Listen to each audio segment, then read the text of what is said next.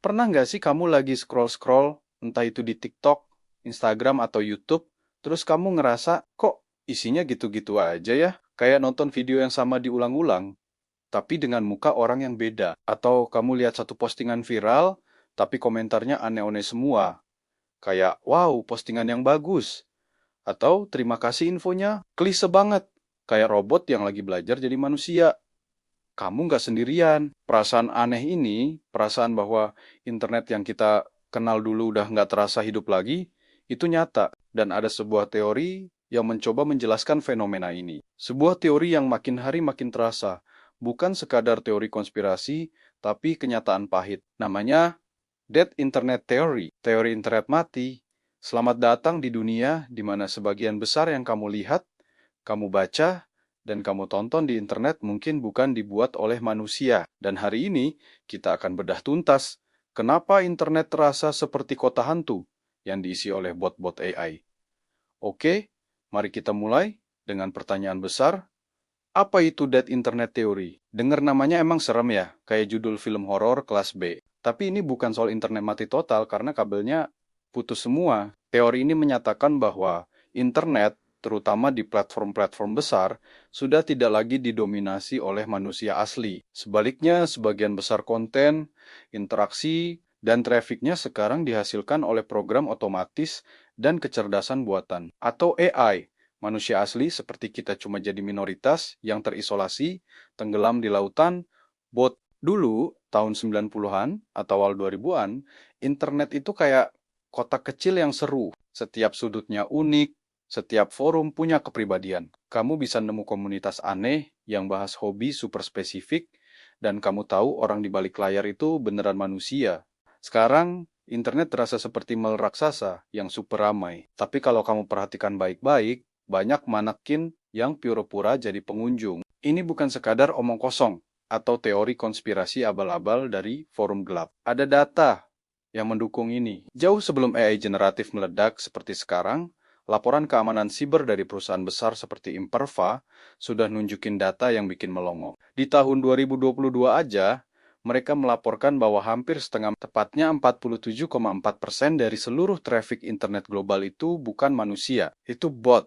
Dari bot simple yang cuma ngeklik link, sampai bot canggih yang bisa meniru perilaku manusia. Dan itu data keseluruhan internet. Kalau kita kerucutkan ke media sosial, angkanya diduga jauh lebih gila lagi. Beberapa analisis memperkirakan di platform tertentu, interaksi seperti likes, komentar-komentar pendek, dan share bisa sampai 70%-nya itu palsu, dibikin sama bot. Tujuannya apa? Macam-macam. Ada yang buat memanipulasi tren biar produk tertentu kelihatan laku. Ada yang buat menggelembungkan popularitas seorang influencer biar tarif endorse-nya naik. Ada juga yang cuma buat bikin platform kelihatan ramai biar kita, para manusia asli, betah dan terus-terusan scroll, ngasih makan algoritma dengan waktu dan perhatian kita yang berharga. Jadi, saat kamu ngerasa kesepian di tengah keramaian digital, mungkin intuisimu benar. Kamu memang lagi di pesta yang tamunya kebanyakan hantu digital. Sekarang kita masuk ke bukti pertama yang paling kasat mata. Lautan konten zombie dan cloningan AI. Kamu pasti pernah lihat kan video resep masakan yang di-repost ribuan kali. Kadang cuma The Mirror, atau ditambahin musik yang beda, atau video satisfying yang itu lagi, dipotong dan disambung ulang tanpa henti. Ini bukan lagi kreativitas, ini mesin fotokopi digital.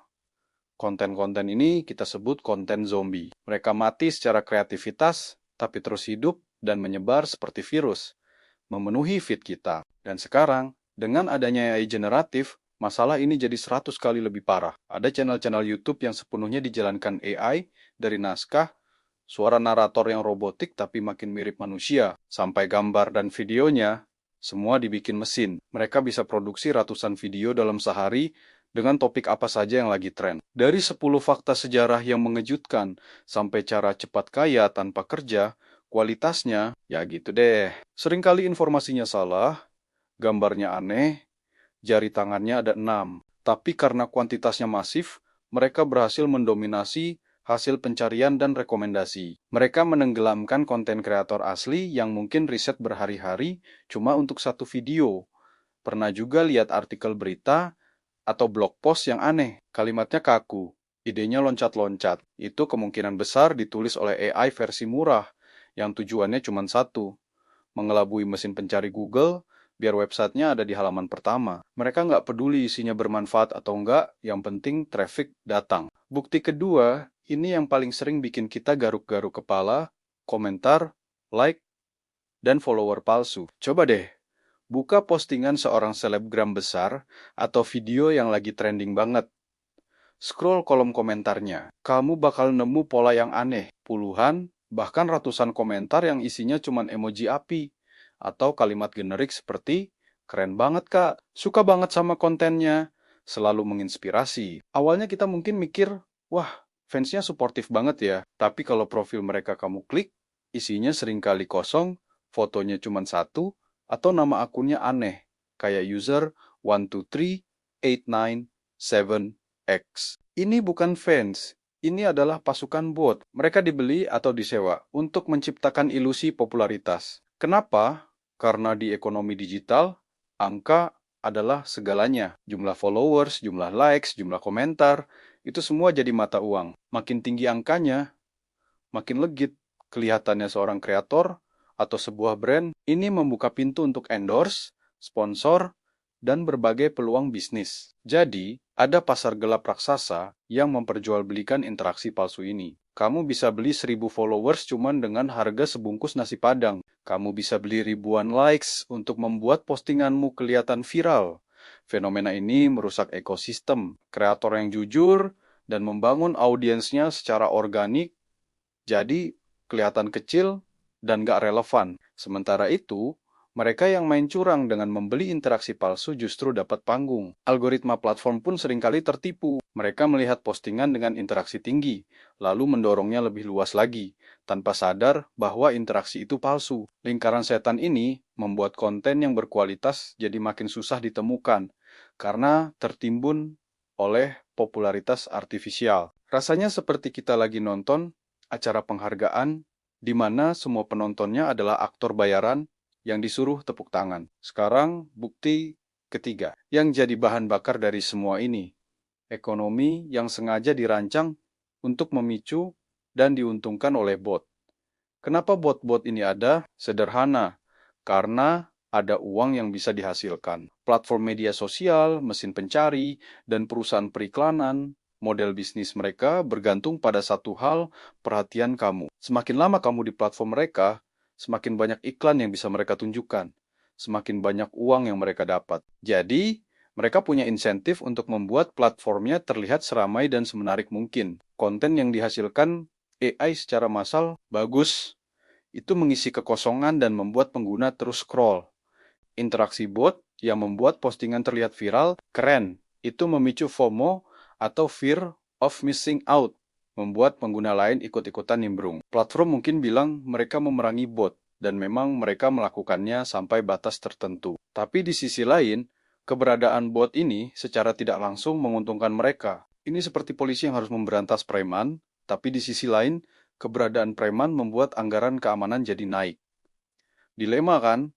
Lalu ada ekonomi kreator itu sendiri. Ketika satu-satunya metrik kesuksesan adalah angka jumlah views, subscriber, followers, maka jalan pintas menjadi sangat menggoda. Daripada susah payah bikin konten berkualitas selama berbulan-bulan. Kenapa nggak beli subscriber aja?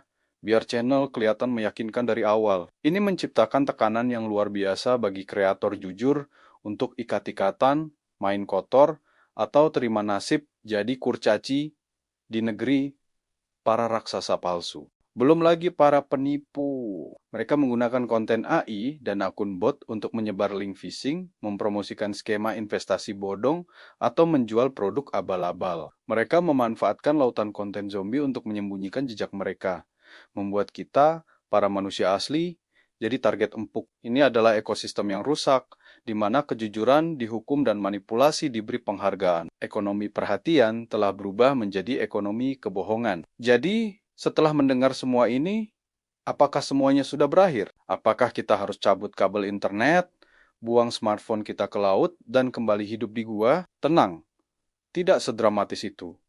Ini bukan akhir dari segalanya. Justru, ini adalah panggilan untuk bangun dan hidup kembali di dunia digital dengan cara yang baru. Kita tidak bisa lagi menjadi konsumen pasif yang menelan semua yang disajikan algoritma. Pertama, mulailah menjadi detektif digital. Latih matamu untuk melihat kejanggalan. Lihat pola-pola aneh di kolom komentar. Cek profil akun yang mencurigakan. Pertanyakan konten yang terasa terlalu sempurna, terlalu generik, atau terlalu provokatif tanpa substansi. Jangan langsung percaya pada jumlah like atau view. Angka bisa dibeli, kualitas tidak bisa. Kedua, cari dan dukung manusia asli. Temukan kreator, penulis, atau komunitas yang kamu tahu betul-betul otentik. Mereka mungkin tidak punya jutaan follower, tapi konten mereka punya jiwa. Berinteraksilah dengan mereka secara tulus. Tinggalkan komentar yang bermakna, bukan cuma emoji. Bagikan karya mereka ke lingkaran pertemananmu. Di tengah lautan bot, komunitas kecil yang solid dan otentik adalah sekoci penyelamat kita. Ciptakan gelembung internet versimu sendiri yang isinya manusia-manusia nyata. Ketiga, ubah cara kita mengonsumsi konten. Daripada membiarkan algoritma menyuapi kita tanpa henti, cobalah lebih proaktif. Cari informasi langsung dari sumber yang kamu percaya. Gunakan fitur seperti subscribe di YouTube atau favorites di Instagram untuk memprioritaskan konten dari kreator yang benar-benar kamu sukai. Kurangi doom scrolling tanpa tujuan dan ganti dengan konsumsi konten yang lebih sadar dan disengaja. Teori internet mati mungkin terdengar menakutkan, tapi ini juga sebuah kesempatan. Kesempatan untuk kita merebut kembali esensi dari internet, koneksi antar manusia. Internet tidak benar-benar mati. Ia hanya dipenuhi oleh hantu-hantu digital. Tugas kita adalah menyalakan lilin, menemukan manusia-manusia lain di tengah kegelapan, dan membangun kembali ruang-ruang yang terasa hidup dan nyata. Dunia digital sedang berada di persimpangan jalan. Satu jalan menuju distopia AI, di mana semua adalah palsu, dan jalan lainnya menuju era baru, di mana kita menggunakan teknologi untuk memperkuat koneksi manusia, bukan menggantikannya.